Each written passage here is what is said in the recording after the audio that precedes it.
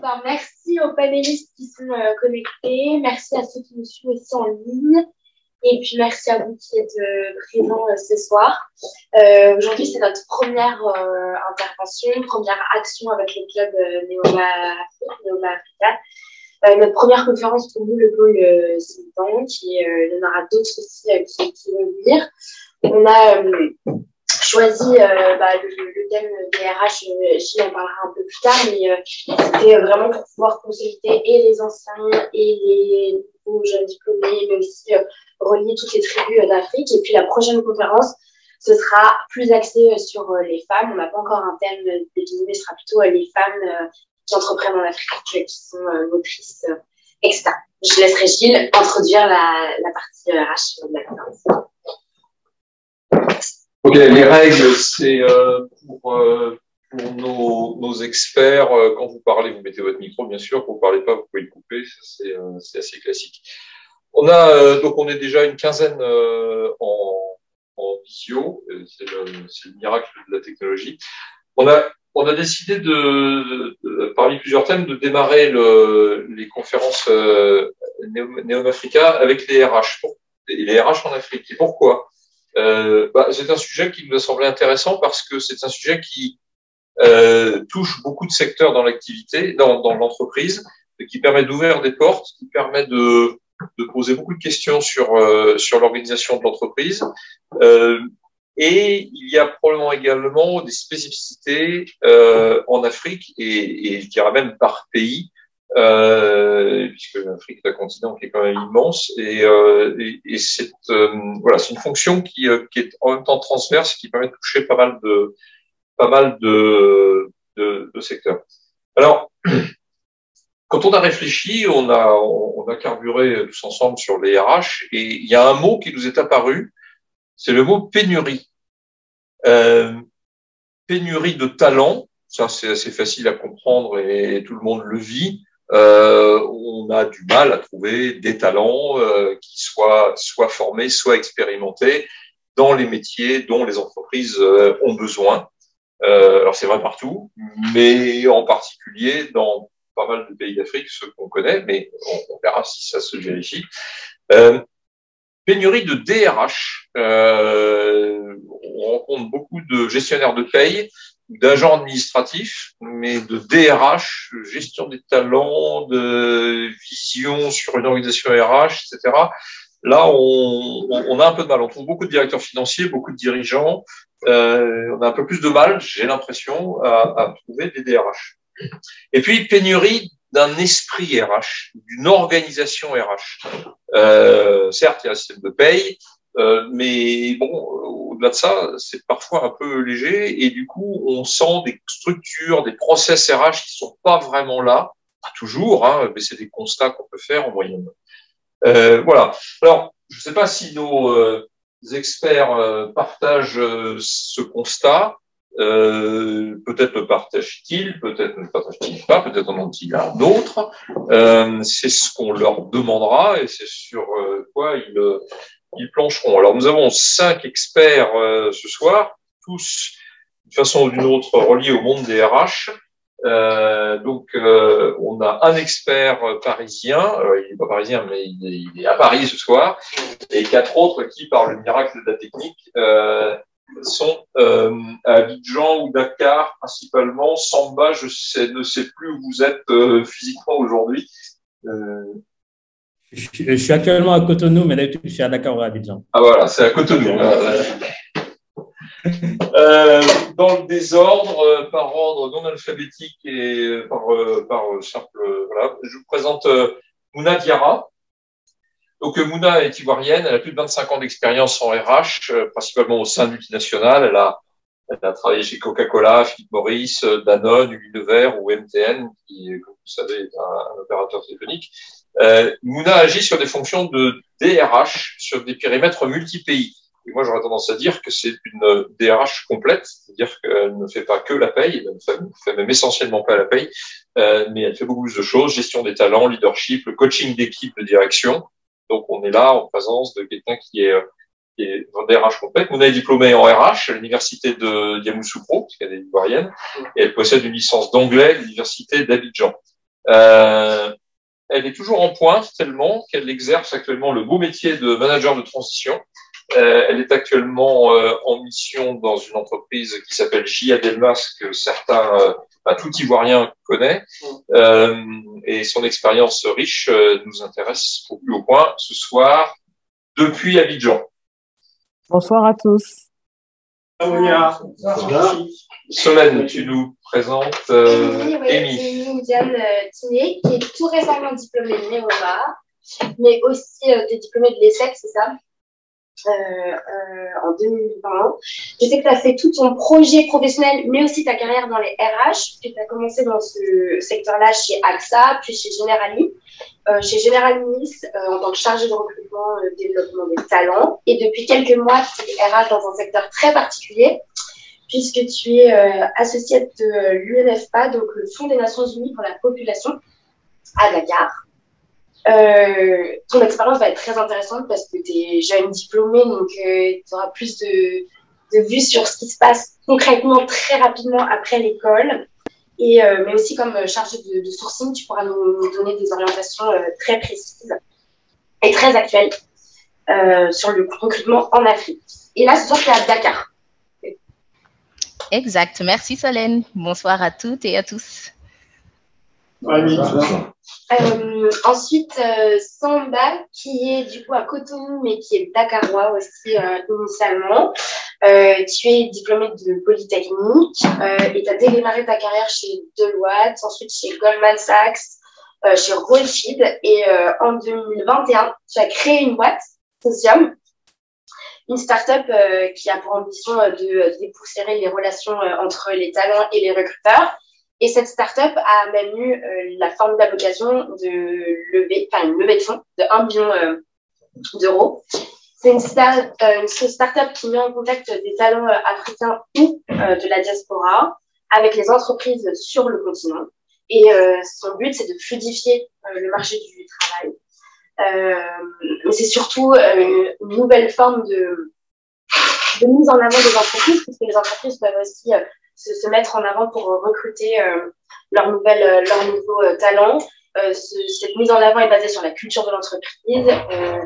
Et tu as compris que, en tout cas, Socium a compris qu'en 2022, on a plus besoin d'une adéquation entre les compétences et le marché du travail.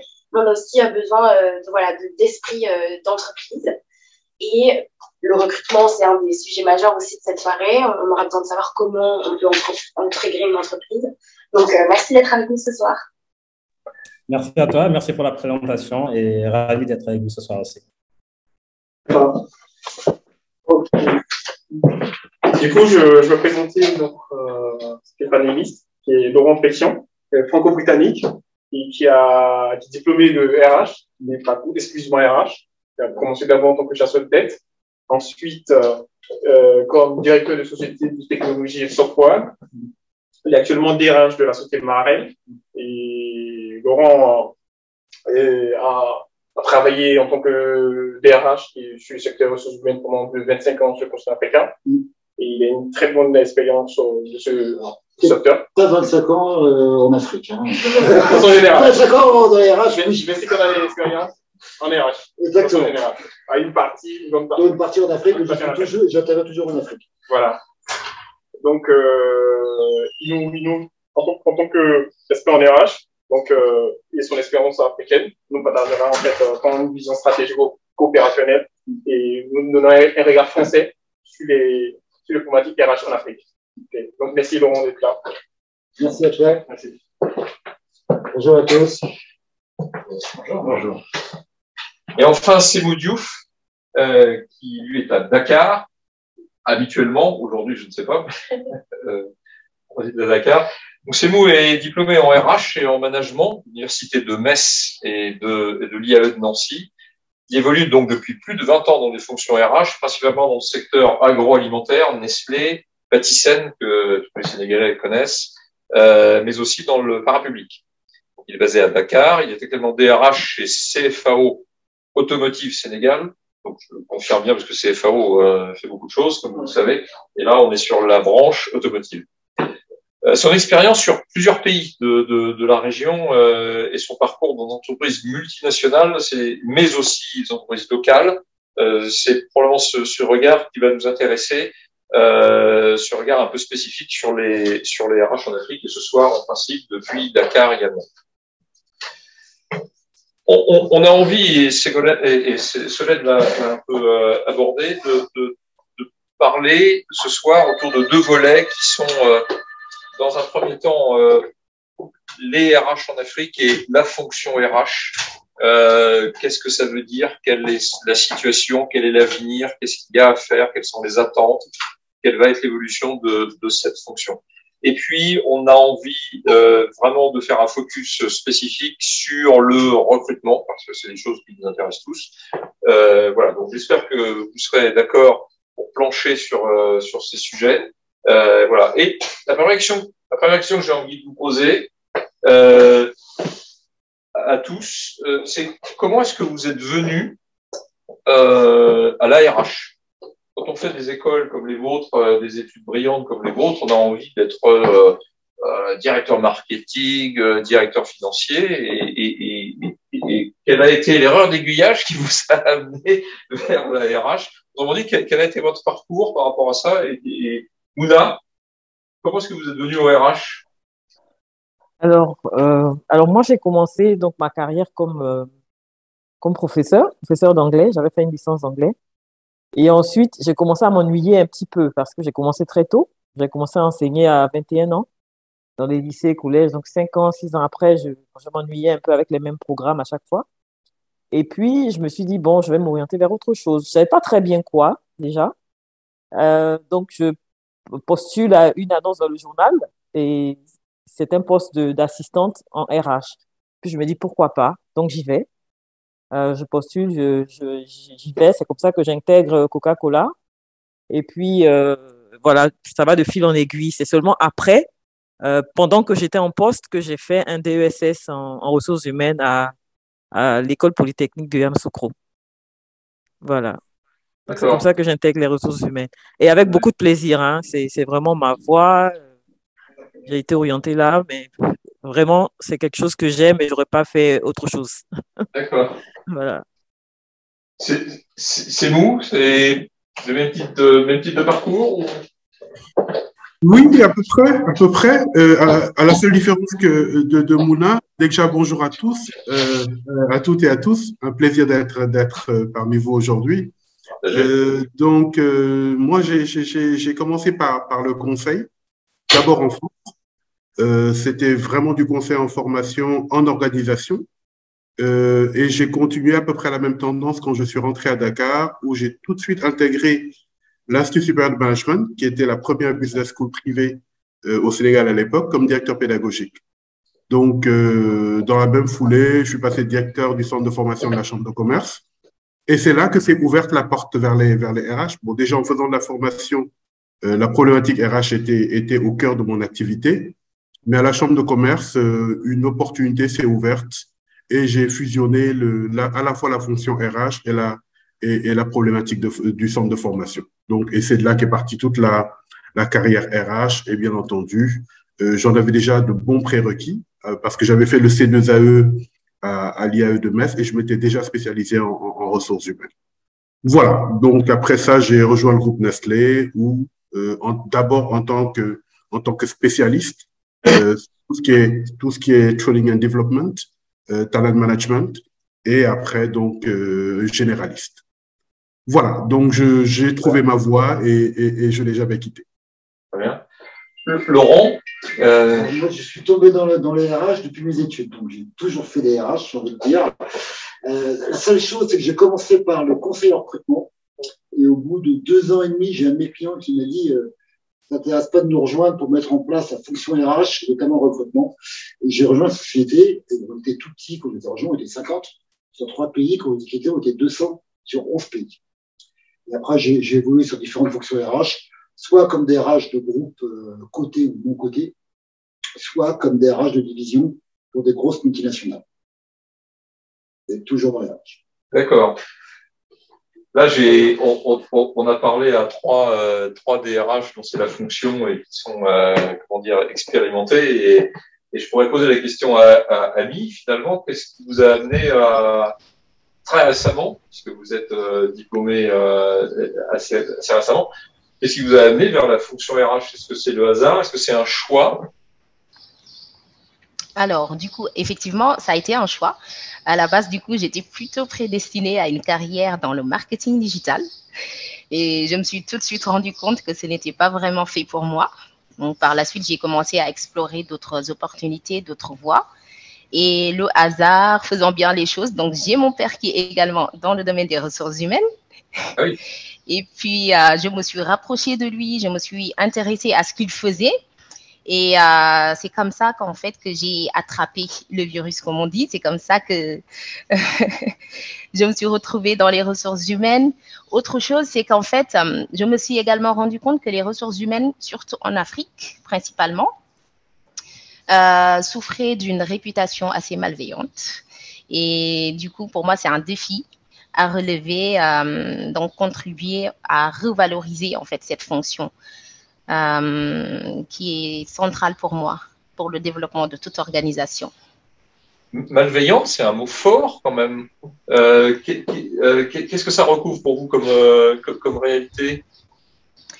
Alors, par exemple, je sais qu'ici au Sénégal, donc ce n'est pas toutes les entreprises, mais on va dire, excepté les entreprises multinationales ou bien internationales, souvent les PME, en fait, ne font pas des ressources humaines une priorité. Et quand je parle ressources humaines, ce n'est pas forcément uniquement les tâches liées à l'administratif, à la paye, mais plutôt le volet stratégique. Vraiment, mettre leurs collaborateurs au centre de leur stratégie, la performance de l'entreprise, l'engagement des collaborateurs. Par exemple, en termes de formation, on va dire que la plupart des entreprises, elles ont une approche budgétaire de la formation.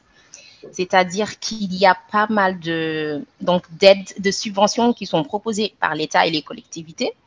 Donc, souvent, les entreprises, en fait, en profitent uniquement par ce biais-là. Et pas toutes les entreprises, mais cela existe. Du coup, aussi, il y a des entreprises, on va dire, qui recrutent, au lieu d'avoir des personnes dédiés à la gestion des ressources humaines, ils ont plutôt des conseillers juridiques. Donc, en fait, ils vont recruter des RH uniquement en perspective de se prémunir d'éventuels conflits. D'accord.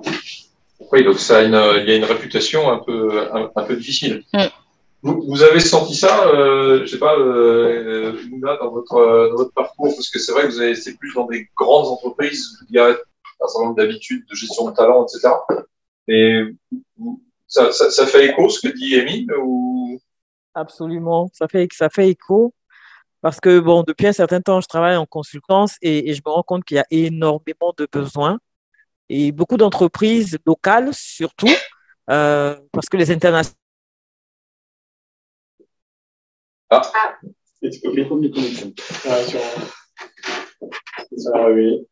on pose la question à Semou. Oui, ça fait écho, mais je pense que cette problématique, elle dépend du niveau de maturité de l'organisation, parce qu'effectivement, on a dépassé cette dimension administration du personnel, paye, dans les multinationales. Je prends l'exemple de Nestlé où on était véritablement à un autre niveau en termes de recrutement. C'était un système de recrutement par les compétences. On avait des niveaux de système d'évaluation extrêmement performants. Les problématiques de formation sur les soft et les hard skills étaient assez bien en place. Si je mets ça en face d'une autre expérience chez un local player comme Patisen, qui est une grande entreprise, la problématique, c'était essentiellement une problématique d'organisation, mais c'était également des problématiques liées à la stabilité sociale, à la paix sociale, beaucoup de discussions avec les représentants du personnel, etc. Donc, tout dépend, je pense, de l'organisation, en disant que ça dépend également du profil du RH que l'on a. Nous avons effectivement l'habitude d'avoir des RH, parce que s'il ne faut pas oublier que la fonction RH dans sa forme actuelle au Sénégal, elle est assez jeune. Moi, je m'appelle en 80, dans les années 90, au début des années 2000, le profil des RH, c'était essentiellement des inspecteurs du travail qui se reconvertissaient en DRH. Mais aujourd'hui, véritablement, on commence à avoir des psychosociologues, des gens bien formés en sciences humaines et en sciences de gestion qui commencent à prendre la problématique RH et qui la traitent différemment. Voilà. Désolé, mon réseau m'a fait défaut. Ouais. Donc, je disais que j'étais complètement alignée avec Ami. Ici, ça a été la même chose. C'est vrai que moi, j'ai évolué dans de grandes multinationales, etc. Mais depuis un certain temps que je travaille en consultance, j'ai vraiment remarqué que les petites, moyennes entreprises, les entreprises, même les grandes locales, ont vraiment cette problématique-là de n'avoir compris la gestion du capital humain que du point de vue administratif. Voilà. Donc, aujourd'hui, ils se retrouvent avec de grosses problématiques organisationnelles. Et maintenant, on cherche une vraie personne qui est orientée, qui a été formée pour le faire. Donc, voilà, il y a vraiment ce changement-là qui est en train de se faire dans nos pays. D'accord. Vous sentez ça, effectivement, qu'il y a une évolution de la fonction? Il y a une structuration de la fonction ou ça reste encore… Il y a une évolution, une petite évolution, c'est lent, bien entendu, ce sont des choses qui prennent pas mal de temps. Pourquoi? Parce que même une école où on apprend les RH, c'est très récent. D'avoir des programmes en Afrique, en Côte d'Ivoire ou ailleurs, ça date pas de plus de, je sais pas, 10, 15 ans maximum. Donc maintenant, nous avons des personnes qui sont formées, qui comprennent la gestion des talents, qui comprennent la gestion des emplois et des compétences, etc. Voilà, donc ça commence à venir. Et beaucoup de petites entreprises comprennent assez vite qu'il faut s'occuper des ressources humaines très, très tôt. Ouais. Donc, ça commence à venir. On a encore beaucoup de chemin à faire, je l'avoue. Laurent, Vue de France Alors, Vue de France, j'ai toujours travaillé avec le Posité International. Par contre, j'ai toujours trouvé des très bons profils de HRBP en Afrique. Et notamment, je pense à quelqu'un que j'ai recruté juste avant de partir de chez Agrico, et qui m'a remplacé quelques années après. Il était bon, alors. Elle est très bonne. Et c'est sénégalaise. D'accord. Mais ça qui est des bons RHVP, des VP RH, il n'y a pas de raison qu'il n'y en ait pas. On a l'impression qu'il n'y en a pas assez, surtout. C'est ça. Oui. Ok. On n'a pas encore parlé avec Samba qui… Alors, Samba, vous n'êtes pas DRH en tant que tel, mais vous évoluez quand même dans la sphère RH et vous entendra beaucoup dans la partie recrutement. Mais justement, dans vos contacts avec les entreprises, est-ce que vous sentez également ce dont parlent nos autres, nos DRH plus madrés, ou est-ce que c'est un sujet que vous voyez pas spécialement ou que vous n'abordez pas?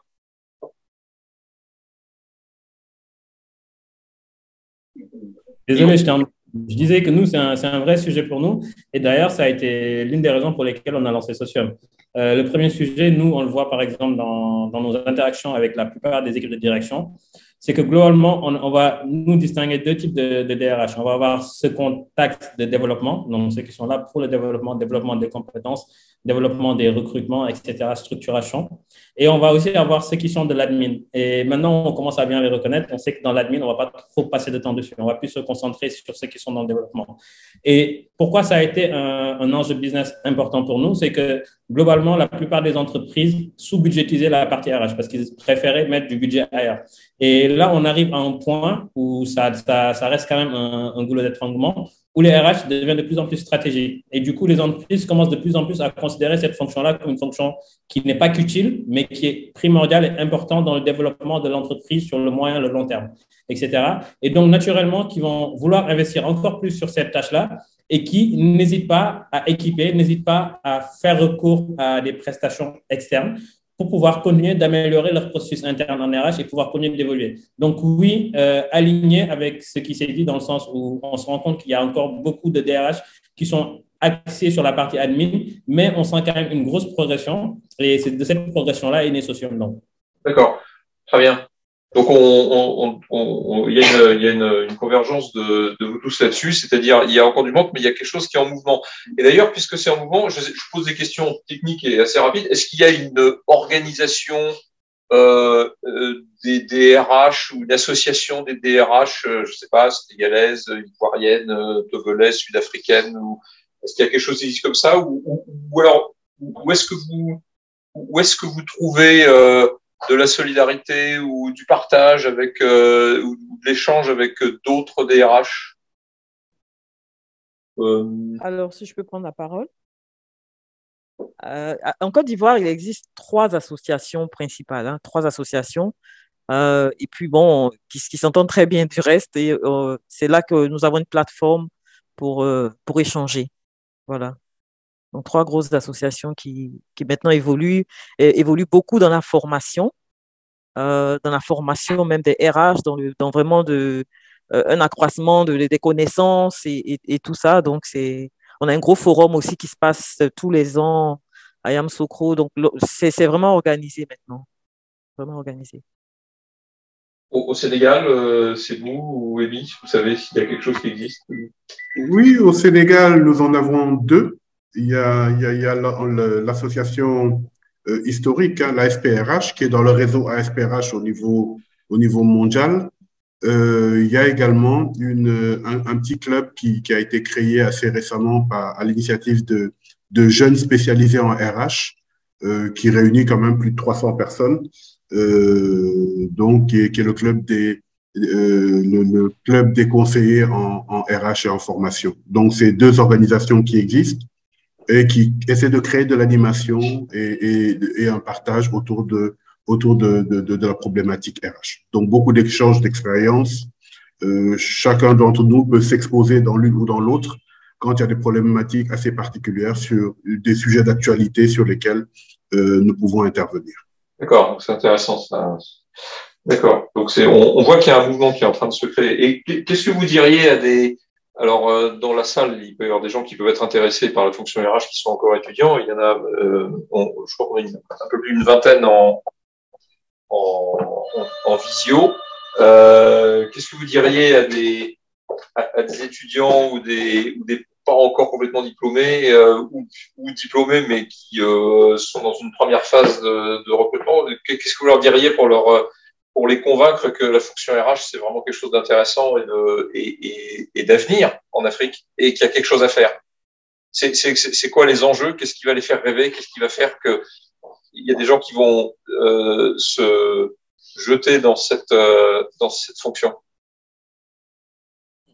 Peut-être, moi, je ne vais pas parler forcément de la fonction RH parce que ce n'est pas là où est ma spécialité, mais plutôt de l'industrie RH en Afrique, globalement. Parce que, bien sûr, naturellement, on peut être RH, être DRH, avoir une progression dans les ressources humaines, mais la réalité, c'est qu'aujourd'hui, il y a une industrie autour des RH. Donc, moi, particulièrement, sur ce qu'on appelle les HR Tech. Donc, c'est une vraie industrie où, en France, sur les licornes françaises, il y en a 4 qui viennent des RH, qui viennent des ressources humaines. Donc, ce que je veux dire juste aux jeunes diplômés, c'est que, en fait, si vous êtes intéressé par les RH, naturellement, il y a la fonction de RH avec une progression intéressante sur des postes de DRH qui sont hyper intéressantes. Mais de l'autre côté aussi, vous avez des parcours entrepreneuriales qui sont très intéressants aussi sur la thématique RH et qui peut mener à la construction d'entreprises et à la construction de très grosses entreprises, que ce soit en Afrique ou même en Europe. En tout cas, il y a un vrai sujet aujourd'hui sur les RH de manière générale. D'accord.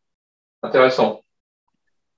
Je vais rebondir en expliquant également à la suite de Samba, parce qu'elle a parlé de la partie tech, mais aujourd'hui, la fonction RH est en train de se structurer à plusieurs niveaux.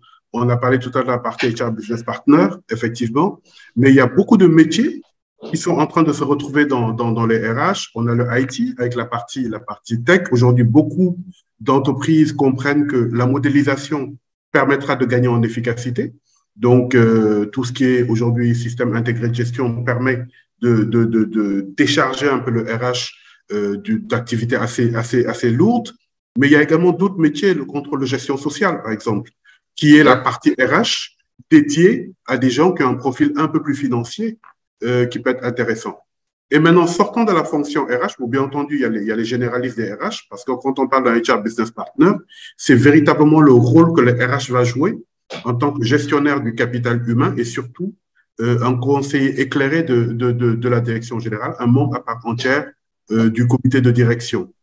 Puis, aujourd'hui, si je reviens particulièrement sur le Sénégal, avec le pétrole, le gaz, etc., il y a toute une industrie qui est en plein mouvement et dans laquelle aujourd'hui, il y a énormément de problématiques de recrutement, des problématiques de formation qui vont être extrêmement attractives et dans des secteurs complètement nouveaux et inconnus.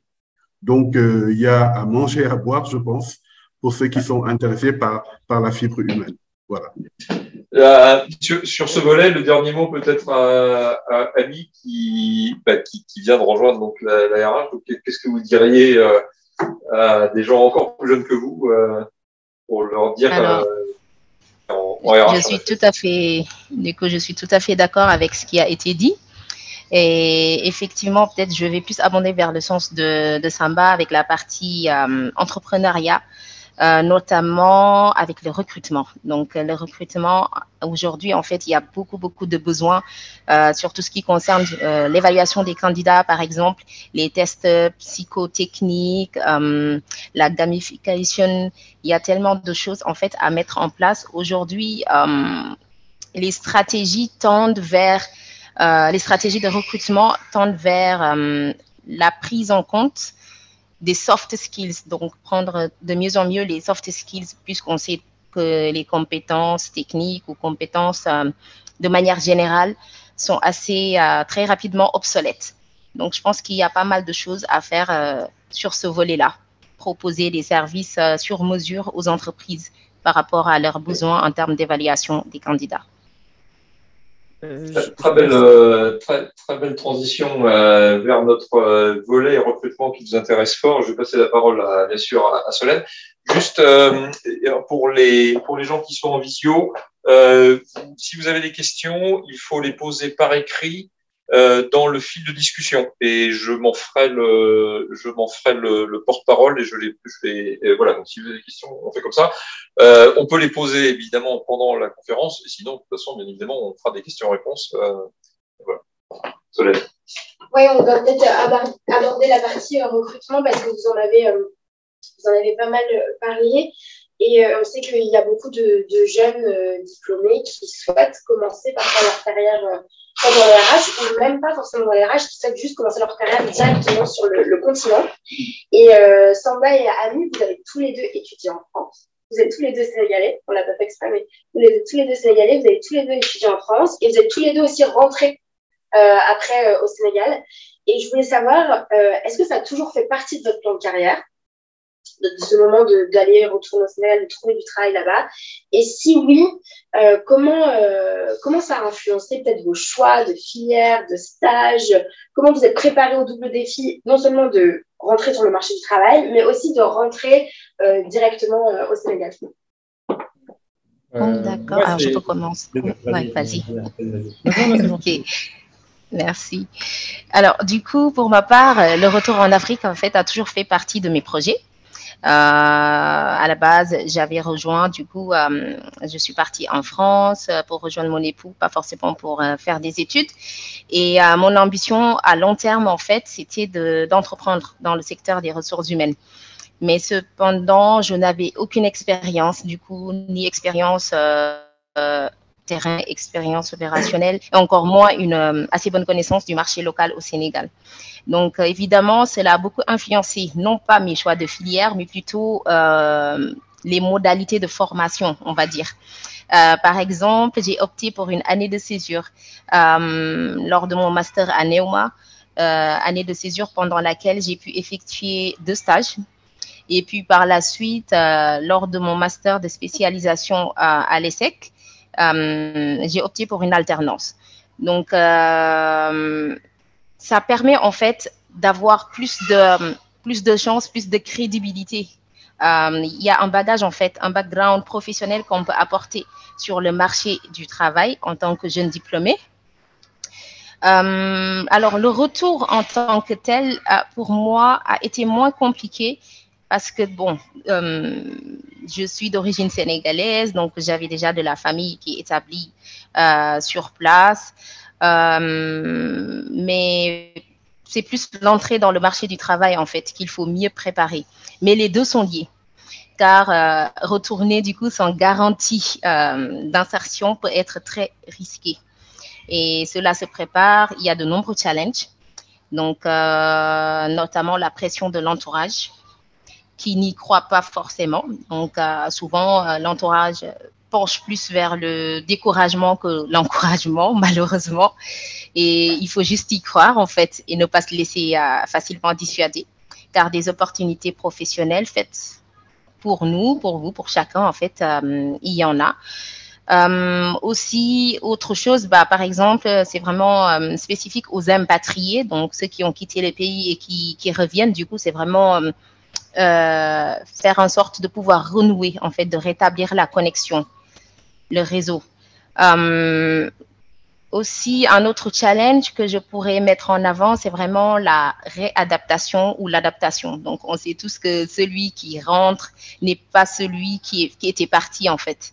On a été imprégné d'une autre culture, d'un autre rythme de vie.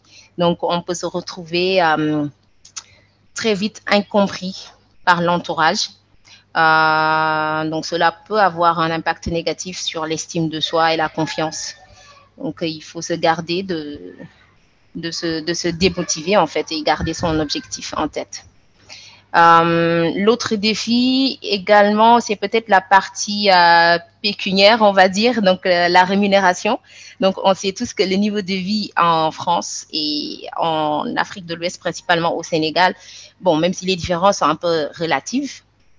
Donc, au Sénégal, avec un salaire de 1 500 ou 2 000 euros, on peut vivre très bien. Et en tant que jeune diplômé, il ne faut pas s'arrêter sur cela, en fait. Il faut juste considérer que le premier poste, c'est un tremplin. Donc, ça va ouvrir des opportunités à d'autres postes. Donc, c'est un moyen qui nous permettra d'intégrer le marché local et de réseauter. Et puis, par la suite, papillonner auprès des aspirations professionnelles. Pour ta part, oui, est-ce qu'il y a des convergences ou d'autres choses que tu souhaites ajouter qui ont été différentes pour toi? Ouais, moi, c'est une expérience qui est un peu différente dans le sens où je pense qu'on a tous des points communs. Moi, j'ai toujours voulu travailler en Afrique de manière générale. J'ai cherché des stages en Afrique. Voilà. Pour l'anecdote, pour moi, ça a été beaucoup plus simple de trouver un job chez Goldman Sachs à Paris que n'importe quel stage au Sénégal. La raison était toute simple, c'est que je ne les trouvais pas en ligne. Et j'avais ce prisme-là, comme quoi, pour chercher du job, fallait passer en ligne. En même temps, je comprenais que sur le marché africain, pour trouver du job, il fallait travailler son network.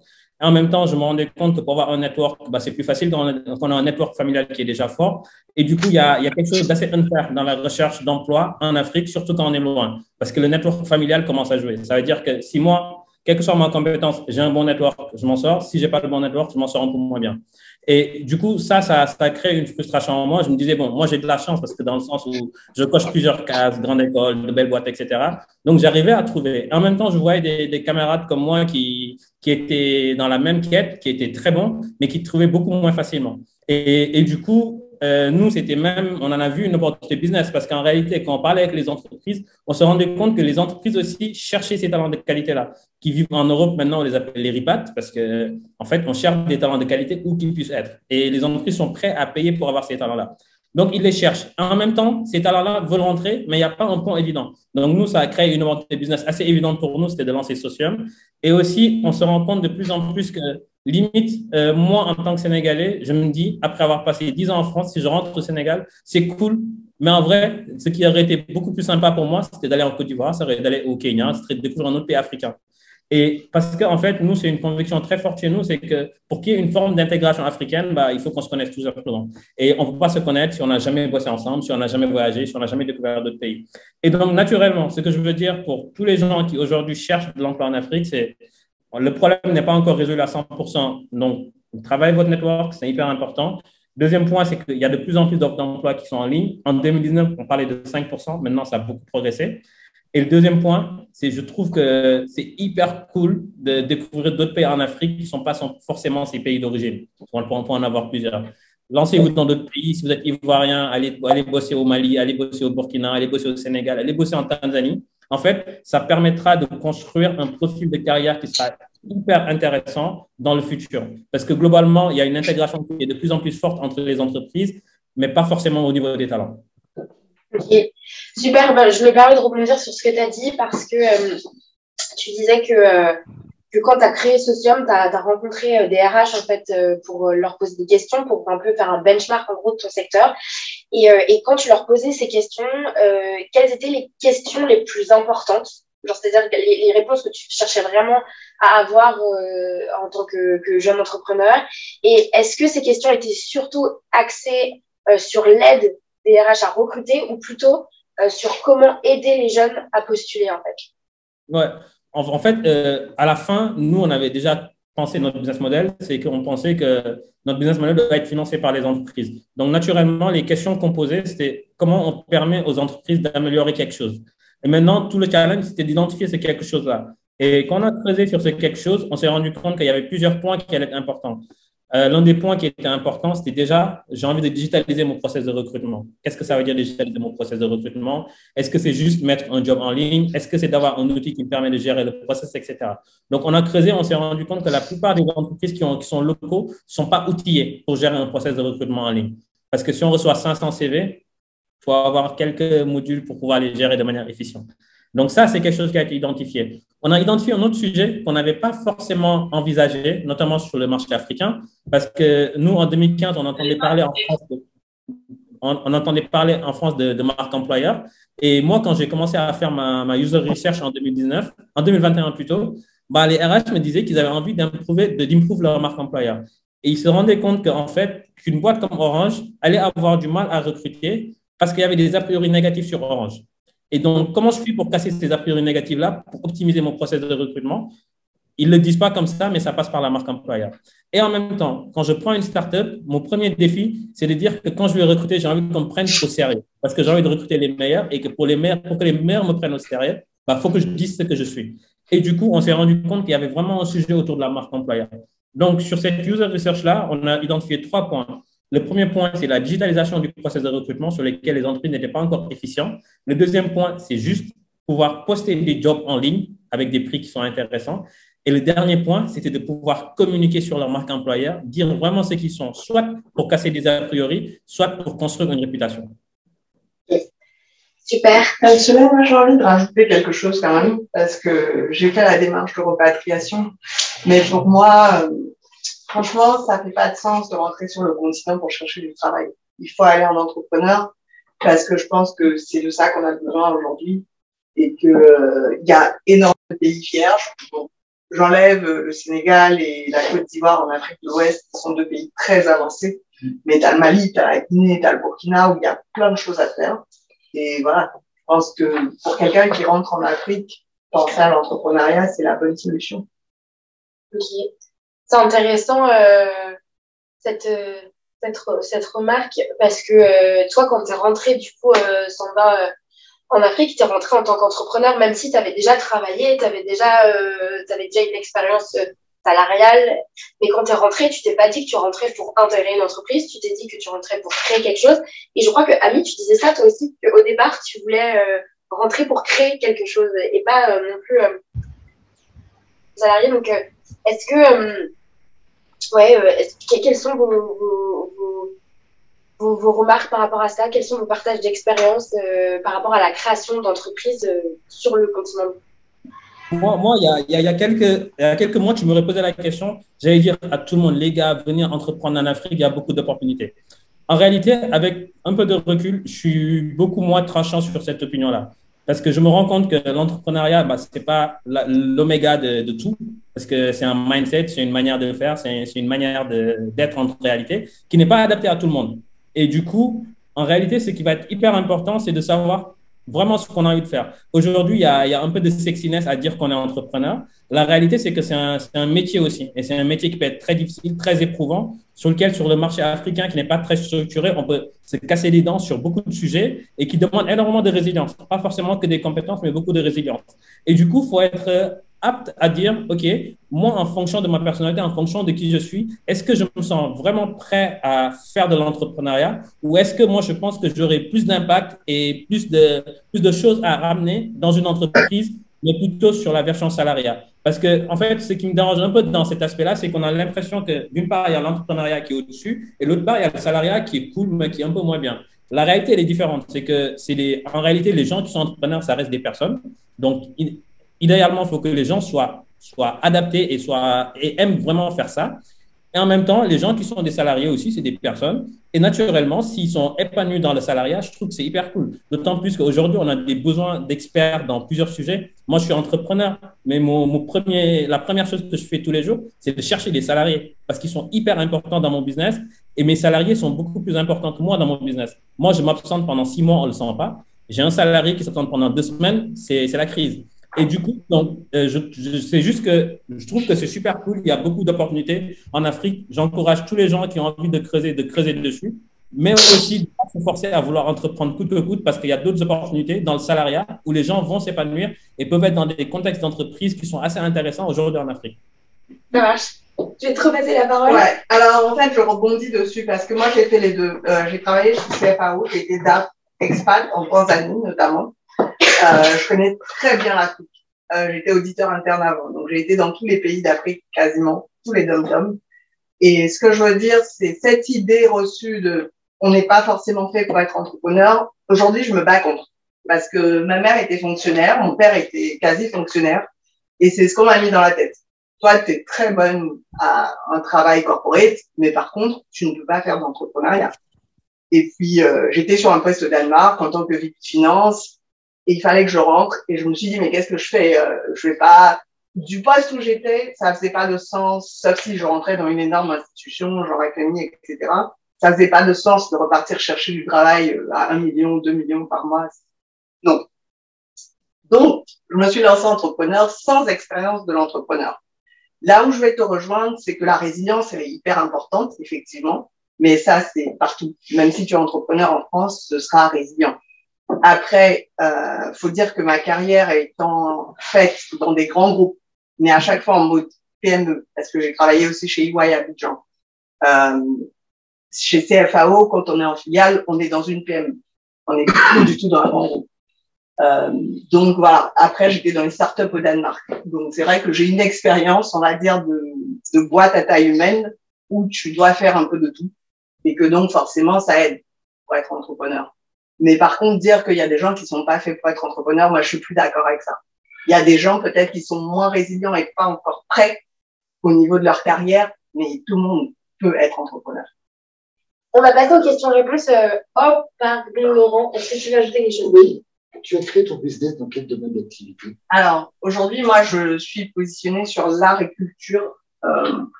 Donc, la boîte, elle est enregistrée de l'AWARE, Connecting African Diaspora. On bosse essentiellement sur le volet agriculture, mais l'objet social, c'est restaurer la mémoire collective et la fierté afro. Parce que pour moi, c'est pas juste l'Afrique, je suis afro-caribéenne.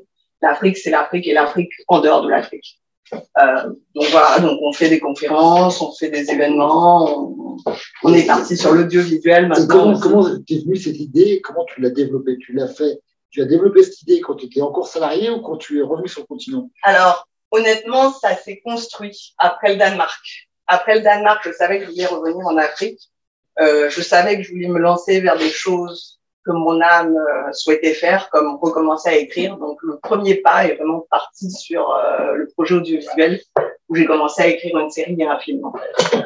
Et puis derrière, je me suis dit, l'événementiel, c'est ce qui marche en Afrique.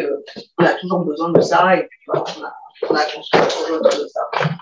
Et puis là, ouais, on est 2 ans down the road, on est plutôt pas mal.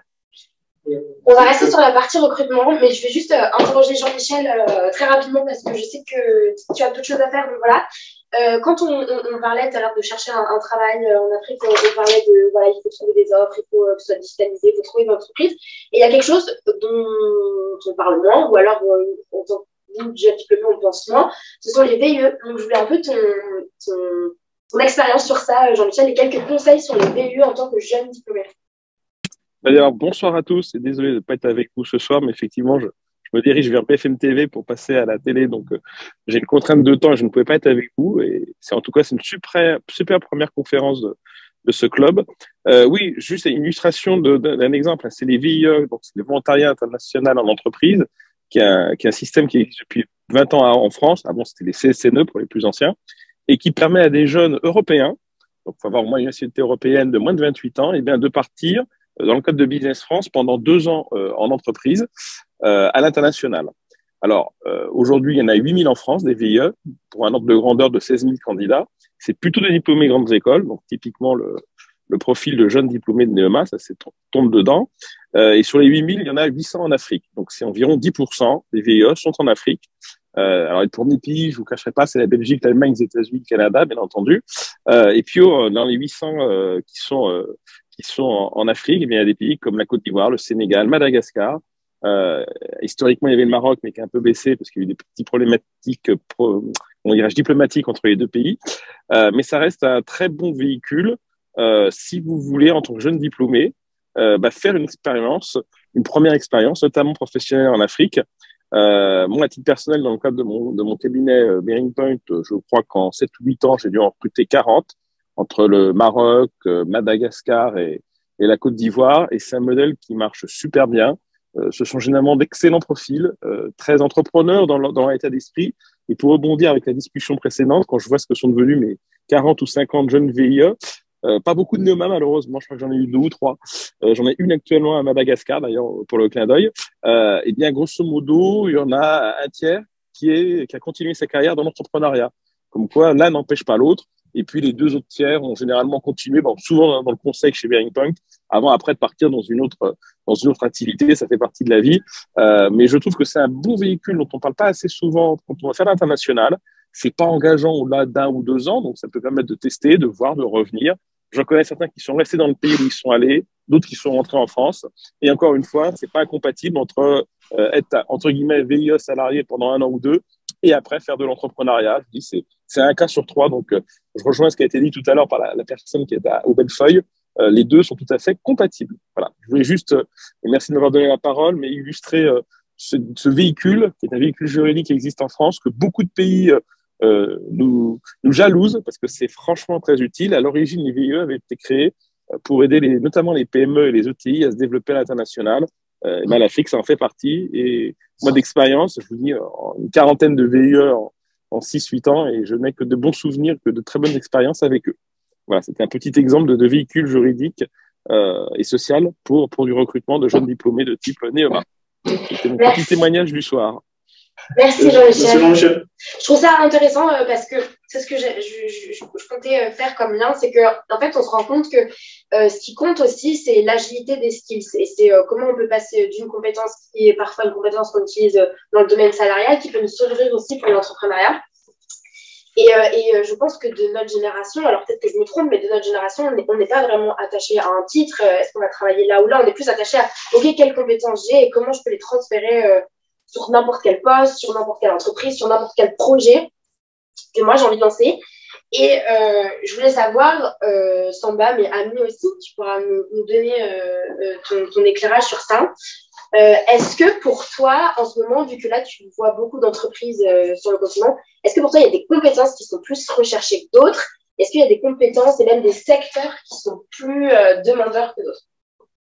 Ouais, bien sûr. Moi, j'ai toujours le biais parce que je suis dans le digital. Donc, naturellement, je vais voir aussi beaucoup d'entreprises dans le digital. Je sais qu'aujourd'hui, sur le continent, on est sous-staffé sur les profils plus ingénieurs web, développeurs web, software engineer, data scientist, etc. C'est des profils sur lesquels on est sous-staffé. Et que je sais qu'à chaque fois qu'il y a des offres d'emploi, il y a une grosse tension sur ces candidats-là. Et ce qui est rassurant, c'est qu'il y a un effort qui a été fait sur la géographie pour former de plus en plus de candidats autour du développement. Donc, ça, c'est très rassurant. La réalité, c'est que ces candidats, ils sont intéressants quand ils ont 2-3 ans d'expérience. Au-delà, ils le sont un peu moins. Donc, pendant 2-3 ans encore, je pense qu'on va rester toujours sur cette tension-là qui y aura lieu sur ces profils-là.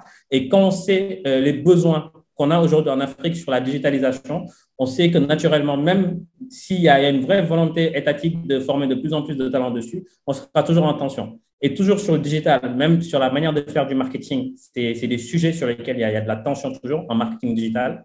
Donc, il va y avoir beaucoup de tensions. Et au Sénégal, particulièrement, en Côte d'Ivoire aussi, il y a de nouveaux métiers qui se créent. Comme on l'a tous entendu ou vu, il y a l'oil and gas qui se développe. Donc, l'oil and gas, quand il se développe, c'est hyper intéressant parce que derrière, ça crée des métiers naturellement dans l'oil and gas, mais aussi ça va créer des métiers chez tous les suppliers de l'oil and gas. Donc, je fais de la métallurgie, j'ai des besoins parce que direct, j'ai de la demande, j'ai une augmentation de mes commandes. Donc, naturellement, j'ai besoin d'avoir plus de gens formés sur ces sujets-là. Je suis transporteur.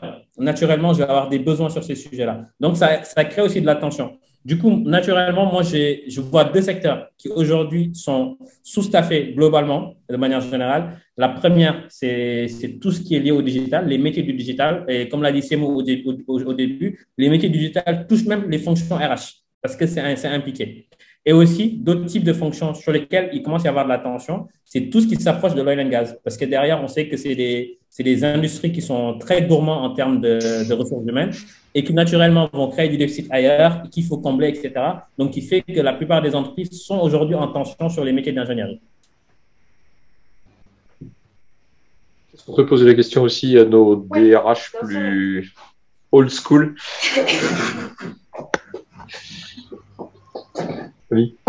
Qu'est-ce que vous pensez? Est-ce qu'il y a des compétences ou des secteurs qui sont plus demandés, d'autres qui ont besoin d'être plus pourvus, et puis quelles compétences ont besoin d'être vraiment acquises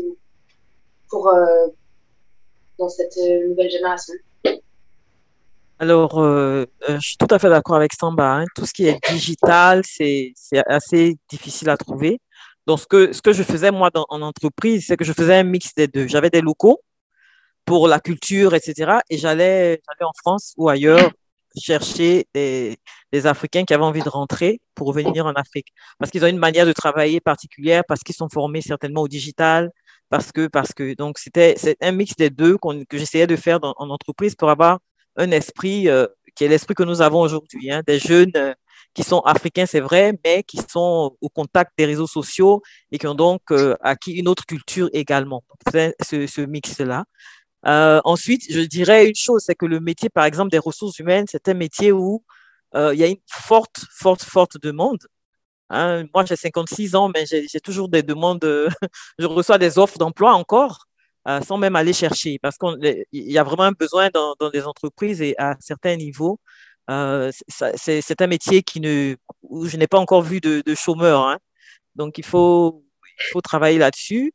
Après, même aujourd'hui, je regarde la Côte d'Ivoire qui est en plein boom. Vous avez un nombre incalculable d'entreprises qui viennent s'installer en Côte d'Ivoire. Même au commercial aujourd'hui, vous aurez une pléthore de petits commerciaux, mais si vous voulez des personnes qui ont cette expérience-là du commercial, qui ont vraiment toute l'expérience de la gestion et tout ça, vous battez avec d'autres entreprises. Hein. Il y a vraiment une guerre à ce niveau-là. Donc voilà, je pense que ce qu'il faut faire, c'est d'être bon. Quand on veut revenir en Afrique, si vous êtes bon, il y a absolument, il n'y a pas de raison pour ne pas vraiment pouvoir s'insérer. La seule chose, le petit conseil que moi je donnerais à des personnes qui reviennent, c'est un peu d'humilité. Voilà. Parce que vous venez dans un autre cadre avec des gens qui sont sur un terrain, qui maîtrisent bien ce terrain-là. Et il faut se dire, ce ne sont pas nécessairement les mêmes salaires. Et ce ne sont pas nécessairement des gens qui ne savent rien, en fait. C'est pas parce qu'on a été aux États-Unis ou en France qu'on sait mieux que quelqu'un qui a étudié en Afrique. Donc, faire un mix des deux, comme moi, je travaillais les deux cultures pour avoir le genre de personne que je voulais, qui est africain, mais en même temps, qui a une ouverture d'esprit sur l'extérieur, et ça, c'est très important. Voilà ma petite contribution. Merci, Monia. Alors, moi, j'aimerais juste ajouter une petite chose du coup concernant les compétences ou les soft skills qui sont recherchés. Je sais que par exemple, aujourd'hui, les entreprises sont très friandes de profils adaptables et résilients également. Du coup, nous évoluons dans un monde, donc chaque entreprise est amenée à évoluer. Donc, on est dans un cycle d'évolution, de changement constant. Donc, l'adaptabilité, c'est quelque chose de très, très recherché aujourd'hui. S'adapter à la culture de l'entreprise, s'adapter à l'évolution externe, l'évolution du marché du travail pour pouvoir être le plus efficace, efficient possible. et aussi la résilience parce qu'il y aura toujours des challenges et qu'il faut être capable d'aller au-delà et de proposer des solutions. Merci. Merci, Annie.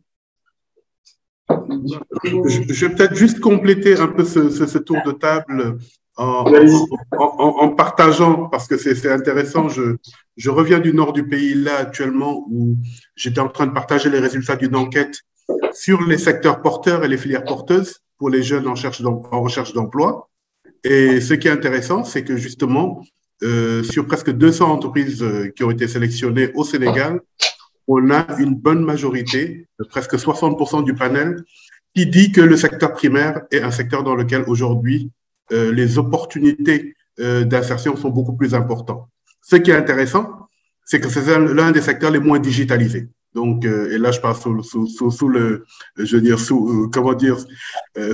avec l'appui de Samba, c'est aujourd'hui un secteur dans lequel il y a peu de digitalisation, mais il y a de véritables opportunités de pouvoir se développer professionnellement. Quand je vois tout ce qui est industrie agrobusiness dans le nord du Sénégal, il y a de véritables opportunités d'emploi. Puis, il y a également, effectivement, dans certains métiers, aujourd'hui, on a l'impression que la ressource est disponible. Je ne sais pas qui parlait tout à l'heure de commercial. Aujourd'hui, à des postes de direction commerciale ou à des postes de chef de vente, on est souvent appelé à bricoler. Pourquoi? Parce qu'on n'a pas de gens qui sont bien formés. Dans les métiers des RH, on a beaucoup besoin aujourd'hui et de plus en plus de spécialistes. Les RH spécialistes sont justement ceux qui, naturellement et avec l'expérience, deviennent les généralistes dans des PME, parce que ça, c'est également, pour moi, la colonne vertébrale de nos économies africaines. Le développement des PME passera forcément parce qu'elles auront les bonnes ressources qui pourront les aider à se développer. Voilà quelques contributions additionnelles que je souhaitais faire. Laurent, tu voulais ajouter quelque chose? Non, pas particulièrement. Merci. Donc, on fait une transition là, on parle des jeunes qui souhaiteraient en fait, ou des personnes qui souhaiteraient aller travailler sur le continent. Et la question qu'on pose aussi à l'envers, c'est quid des personnes qui veulent retourner en Afrique, c'est des expatriés. Donc tout à l'heure, Ami en parlait un peu, Samba en parlait, avec les difficultés qui vont avec. Donc aujourd'hui, pour vous, je vais poser peut-être la question d'abord à Laurent. Pour vous, c'est quoi l'expatriation en fait, en général? L'impatriation, j'ai eu à gérer quelques cas d'impatriation. Le candidat interne ou salarié en interne qui s'appelle la mobilité, c'est quelqu'un qui est originaire d'Afrique qui va retourner sur le continent. D'accord. Voilà. Après, ce type de move, j'ai envie de dire, c'est valable, il faut un grand groupe, c'est valable pour des fonctions très particulières. Sinon, on aura plutôt tendance à compter le camion. D'accord, ok. Et, bon, il peut y avoir aussi le cas de Sambalo, par exemple, qui est en quelque sorte une patrie, mais qui va en tant qu'entrepreneur dans son pays d'origine pour entreprendre. Et Ami aussi qui l'a dit tantôt. Et ce qu'on voulait savoir, en fait, c'est quoi les difficultés lorsque une personne rentre dans son pays pour soit travailler en entreprise ou pour créer sa boîte. C'est quoi les difficultés pour l'expatriation? Et comment, éventuellement, les conseils pour donner pour réussir, en guillemets, son expatriation? Et on a une question d'un participant sur Visio qui est donc Razinatou, qui souhaite savoir qu'est-ce que vous conseillez dans la recherche d'emploi lorsqu'on n'est pas sur place, étant donné que le process de recrutement n'est pas dématérialisé le plus souvent. Alors, Samba est le contre-exemple, mais voilà, donc ça rejoint un peu la question que tu poses, Jean-Jacques. Ouais. Moi, je peux parler peut-être de mon exemple personnel. Les difficultés que j'ai rencontrées quand je suis retourné sur le Sénégal, le premier, c'était potentiellement, je manquais d'humilité par rapport à ma connaissance de la géographie. J'avais l'impression que j'ai passé mes 18 premières années à Dakar, que le Sénégal, je maîtrisais ça comme ma poche. J'ai oublié que j'ai passé mes 10 dernières années en France et c'était les 10 années les plus structurantes, notamment sur la partie professionnelle. Donc, naturellement, quand je suis arrivé, il y a une réadaptation, on se prend quelques murs, on réapprend. Donc, faut se remettre à l'écoute, faut réapprendre à découvrir un métier, un milieu qu'on pensait déjà connaître. Donc, je pense que ça, c'est les premiers points. Et on a toujours des discussions assez fun avec les autres ripates, mais ce qui ressort, c'est les 6 premiers mois sont très difficiles parce que c'est 6 mois de réadaptation. Donc, ça, pas forcément facile. Et par rapport à la question qui a été posée, oui, c'est qu'aujourd'hui, on gère une partie du problème. Donc, n'hésitez pas à nous shooter vos CV parce que nous, on est directement en contact avec les entreprises. Donc, ça, ce serait vraiment avec plaisir. Il y a pas de souci par rapport à ça. Et aussi, n'hésitez pas à checker sur la plateforme Socium. Potentiellement, vous allez trouver des choses qui peuvent vous intéresser. Mais encore une fois, l'autre sujet qui va toujours être intéressant parce que le problème ne sera pas résolu à 100% sur les 2 prochaines années, c'est de continuer de travailler sur Network. Et une manière de travailler sur Network, c'est de passer sur les réseaux, de voir les gens qui font ce que vous aimez, ce que vous aimeriez faire, entre guillemets, de leur poser directement des questions, de se renseigner. Et comme ça, petit à petit, on construit son network. Par exemple, si j'ai envie de bosser sur du marketing digital, je parle avec des gens qui sont déjà sur la géographie du marketing digital. Potentiellement, quand il y aura une opportunité, je serai la première à être alertée. Donc, ça aussi, n'hésitez pas à faire ça. Et moi, ravi de recevoir les CV et de les dispatcher à nos entreprises. Ok, merci Tout à fait Samba. d'accord. Tout à fait aligné avec ce que Samba vient de dire. Effectivement, dans mon cas, ça a été vraiment la réadaptation. Donc, j'ai passé 8 ans en France. J'étais plus la même personne. Donc, souvent, on se prenait des réflexions et puis on faisait avec et puis on avançait. L'autre challenge, donc, je l'ai mentionné au tout début, c'est la question liée à la rémunération. Donc, on sait tous que les niveaux de rémunération quand on vient de la France et se proposer en Afrique, au Sénégal en particulier, donc sont assez différents. Donc, il faut savoir relativiser.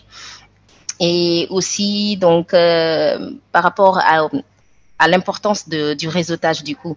Par exemple, moi, le conseil que je peux donner, c'est identifier en fait au niveau de votre entreprise, au niveau du pays, votre destination du coup, identifier les associations en lien avec vos centres d'intérêt, en lien à votre domaine d'expertise et puis adhérer à ces associations-là. Cela vous permettra de développer votre réseau et de baliser le terrain.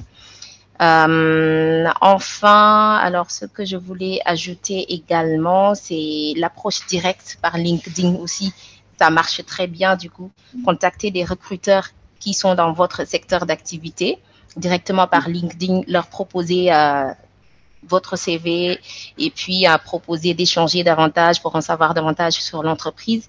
Ça peut être une belle prise d'initiative du coup qui sera bien vue par les entreprises. Moi, j'ai envie de rajouter qu'à un certain niveau de poste de direction, tous les gros cabinets de recrutement français ont des filiales Afrique. Il existe Michael Page Africa, etc., etc., etc. Donc ça aussi, c'est voilà, quand on veut rentrer, c'est des endroits où taper. Après, il y a des boîtes comme les cabinets d'audit, comme la CFAO, qui ont toujours un vivier aussi qui part vers l'Afrique. Donc, si on sait déjà qu'on veut rentrer en Afrique, il y a certaines boîtes en France qui sont des tremplins directs. Ok.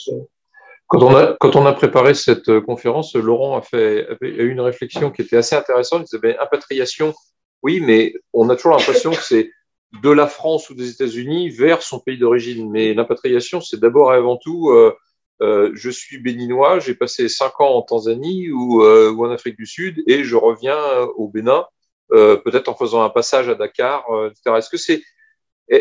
Et d'ailleurs, on n'en a pas parlé au début de la conférence, mais c'est un peu l'idée quand même. Est-ce que cet aspect multinational avec des entreprises qui sont dans plusieurs pays, qui est beaucoup plus développé qu'en Europe, est-ce que ça a un impact justement? Est-ce que ce passage à l'international, mais donc dans d'autres pays africains, est quelque chose que vous voyez vraiment encore plus que de la France vers l'Afrique? Je peux prendre la parole? Oui. Alors, je pense que c'est quelque chose qui se développe de plus en plus depuis quelques années. Hein. En Afrique, moi, j'ai travaillé au Sénégal pendant 4 ans, j'ai fait le Ghana également. Donc, c'est vraiment quelque chose surtout pour les personnes qui travaillent en multinationale, aller occuper des postes dans plusieurs pays. Moi, j'ai vu au départ les Ivoiriens, par exemple, c'était des personnes qui ne sortaient jamais de leur pays. À part aller en Europe, ils ne sortaient pas. Mais depuis qu'il y a eu les crises en Côte d'Ivoire et tout ça, j'ai vu beaucoup d'Ivoiriens aller au Cameroun, aller au Sénégal, aller au Mali, au Burkina Faso. Donc, c'est quelque chose qui se multiplie de plus en plus. Même en postes locaux, etc., ça commence à se déployer et on va chercher les compétences là où on les trouve, en fait. Donc, sur LinkedIn, dès que vous lancez un poste, vous avez toutes les réponses qui viennent de partout. vous avez vraiment le choix pour recruter la personne que vous voulez, quelle que soit la nationalité. Et il y a cette belle ouverture aussi de la CEDEAO ou de la zone UEMOA qui permet vraiment les mouvements, l'installation dans n'importe lequel de ces pays. Et ça va même au-delà. Voilà. Nous, on a même des fun facts pour renforcer ce que tu dis par rapport à ça, Mona. C'est que, par exemple, on a eu des offres d'emploi typiquement au Mali sur des profils de Big Data Engineer. Et il y avait 75% des candidats qui étaient des non-maliens, donc qui étaient sénégalais, ivoiriens, burkinabés, béninois, etc., et qui étaient intéressés pour aller bosser au Mali. On a des offres d'emploi aussi en Afrique du Sud, où la plupart des candidats viennent de la Mozambique, viennent du Kenya, etc., etc. Et du coup, je pense qu'il y a cette forme de curiosité où aujourd'hui, initialement, un Africain qui changeait de pays, c'était pour aller vers l'Occident. Et là, on se rend compte que les belles opportunités, on les a toujours en Afrique et pas forcément là où on est. Et comme on est des peuples assez on n'a pas peur en réalité. Et du coup, naturellement, les gens, ils ont pas peur forcément d'aller chercher l'emploi où il est et d'aller chercher les opportunités où ils sont. Ok. Merci Nielsomba. Je ne sais pas s'il y a certaines personnes dans la salle qui ont des expériences à nous partager pour les applications. Encore une fois, parlant de CFAO, on fait beaucoup de études en fait. Ouais. Sur la fonction direction financière, en tout cas, il y a énormément de études. Donc, tu pars d'un pays africain vers un autre pays africain. Je pense qu'il y a beaucoup de multinationales aujourd'hui en Afrique qui fonctionnent de la même façon. En fait. Il y a quelque chose qu'on n'a pas abordé et on en avait parlé ensemble. C'est vrai que là, on a beaucoup parlé de l'Afrique subsaharienne. On n'a pas parlé de tout ce qui était l'Afrique du Nord, etc.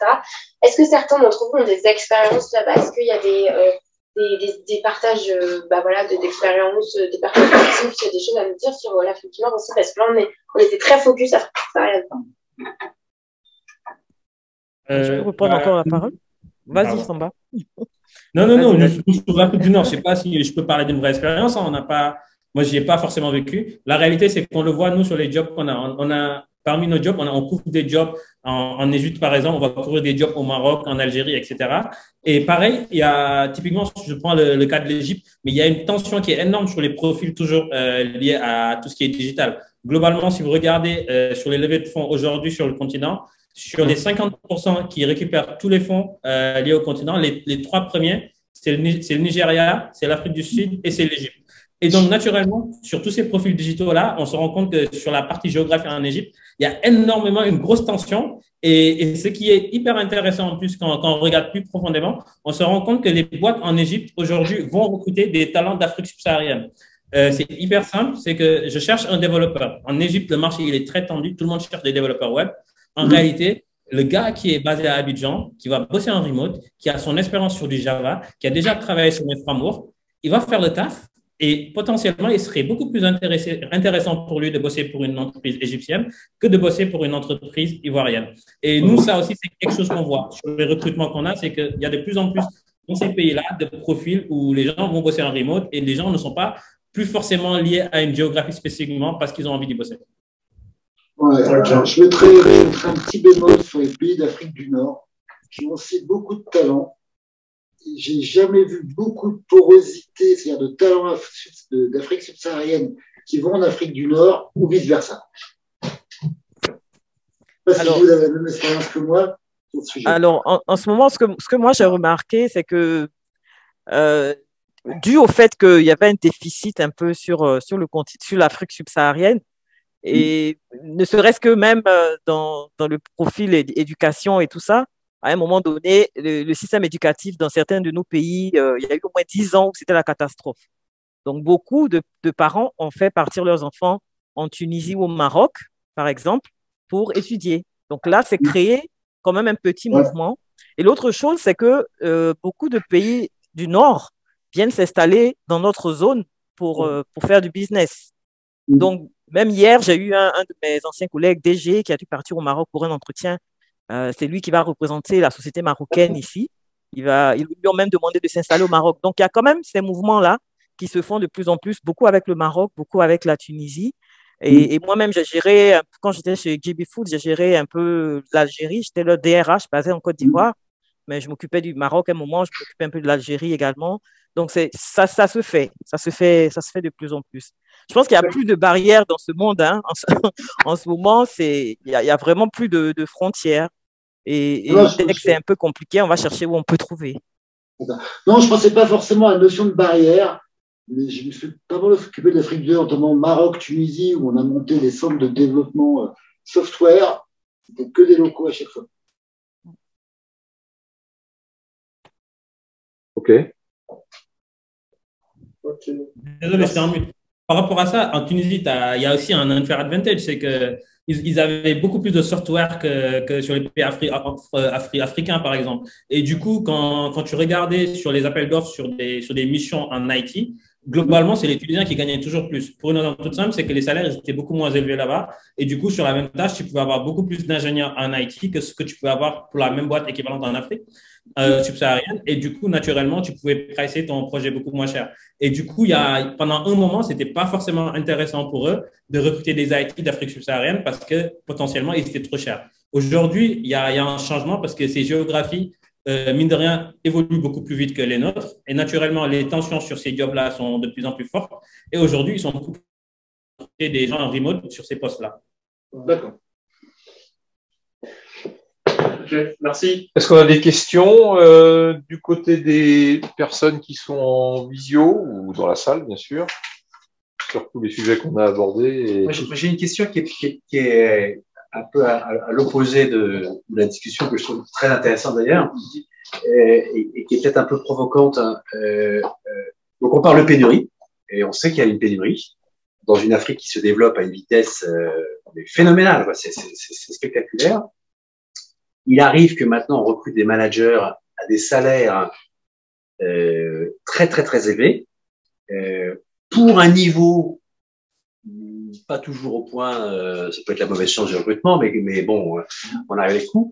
Et donc, se pose régulièrement, et moi je suis confronté à ça, l'arbitrage, finalement, j'envoie quelqu'un en expatriation, c'est un quick fix, j'ai la personne, il a la compétence, on a la confiance, ou je recrute localement. Et donc, j'aimerais bien avoir un retour des DRH.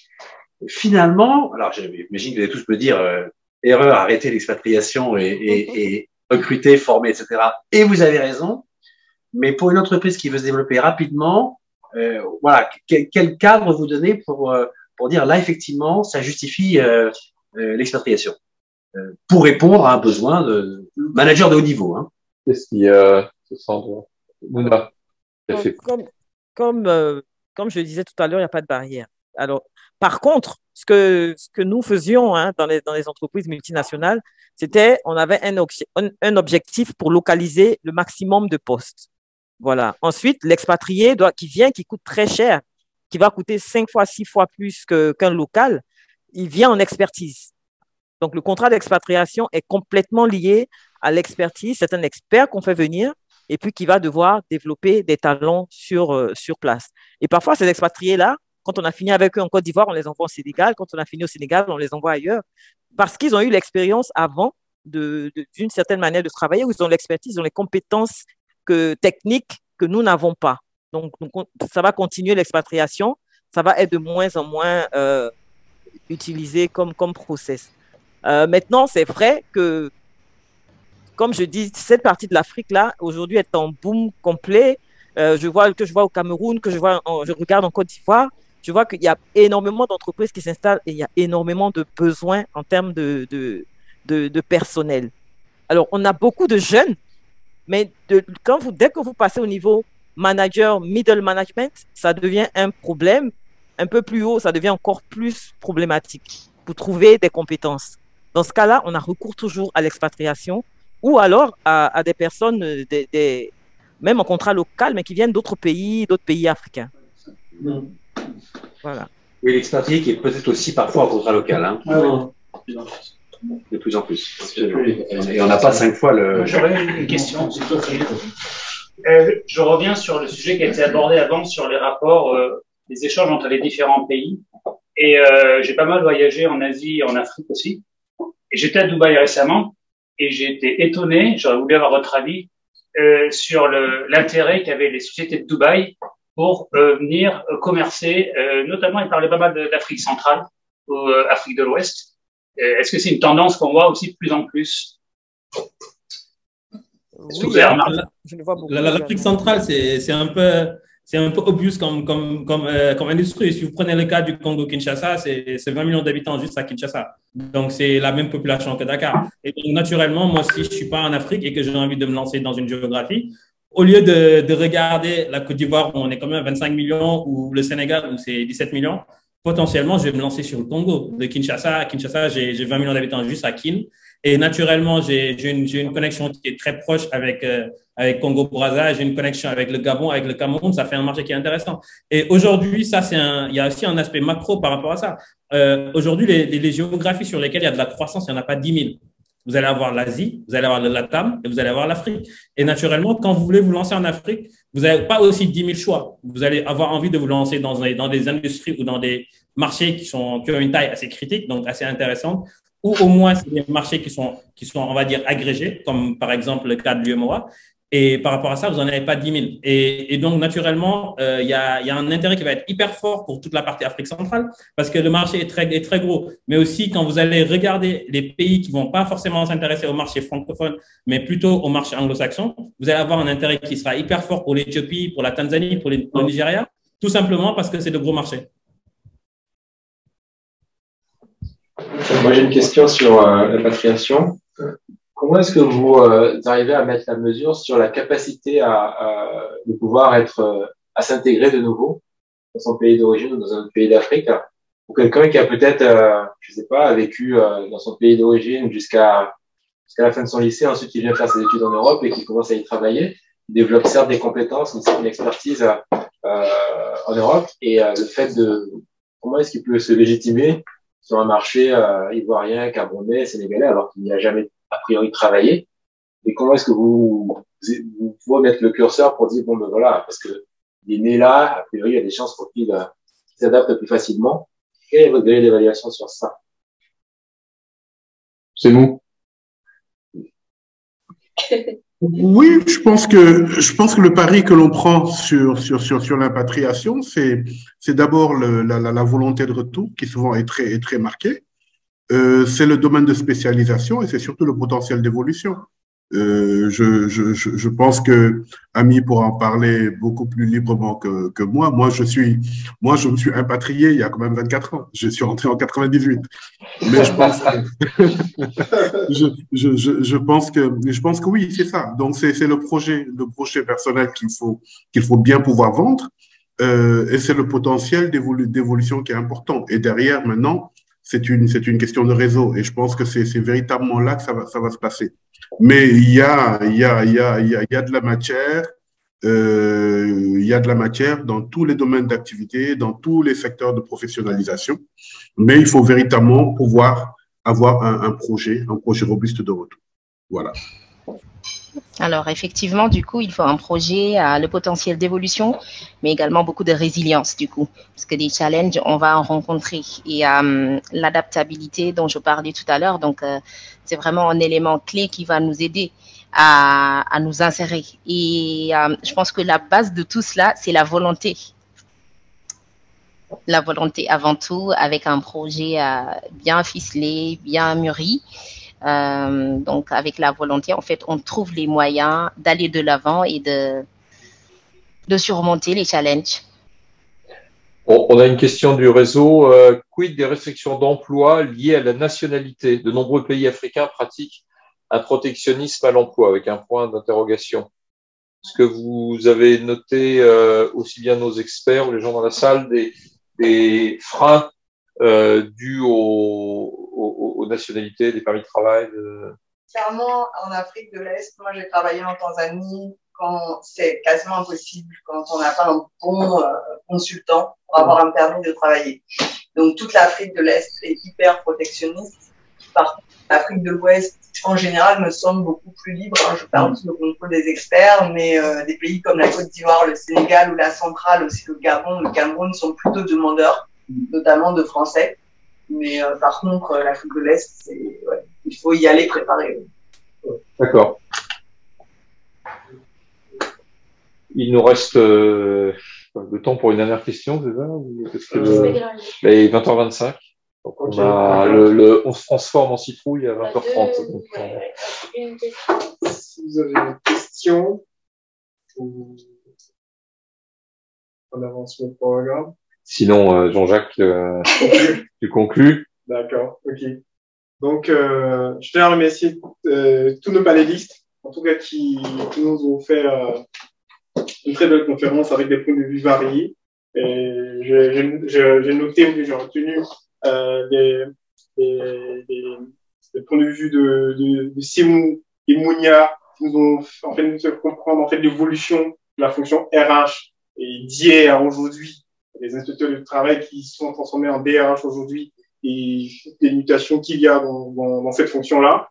Et aussi le regard neuf qu'on a eu à travers Samba et Ami nous ont montré aussi l'envie, par exemple, de Ami, de challenger aujourd'hui le secteur des RH, que cette fonction ne soit plus, on va dire, comme Dieu veut, le parent pauvre dans certaines entreprises, et que c'est une fonction stratégique et très importante et qu'il faut prendre au sérieux pour le développement de toutes les entreprises.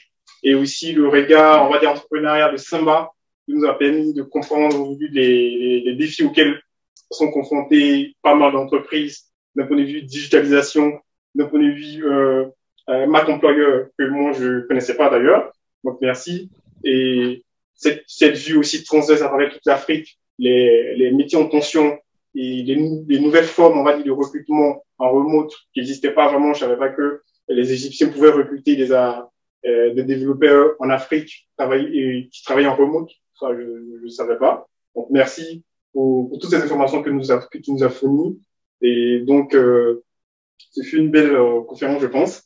Et aussi à tous nos invités, ceux qui ont fait le déplacement, qui sont sur site, d'être venus. Et nous avons partagé leur expérience et leurs avis. Voilà. Donc, cette conférence, en fait, est la première d'une série de conférences que Neoma Africa va commencer. Un nouveau club. Donc, en mars prochain, on aura une autre conférence qui sera pilotée par Solène. Ça sera sur le leadership féminin. Sûrement que Mounia et Ami seront peut-être encore appelés. Voilà. Pour partager leur expérience et leur vision de la place de la femme, on va dire, dans l'entreprise en tant que dirigeante et force de proposition.